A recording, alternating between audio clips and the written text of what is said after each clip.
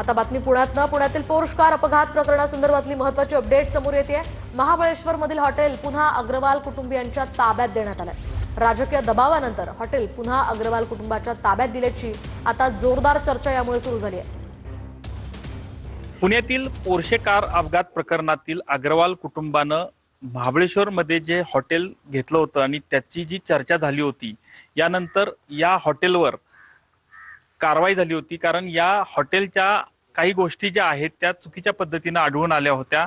यामध्ये जी काही रहिवासासाठी जी असणारी ही प्रॉपर्टी होती ती चुकीच्या पद्धतीनं या ठिकाणी कमर्शियल दृष्टीनं या ठिकाणी वापरण्यात आली होती। आणि यानंतर प्रशासनानं या ठिकाणी हे हॉटेल जे होतं ते सील केलं होतं।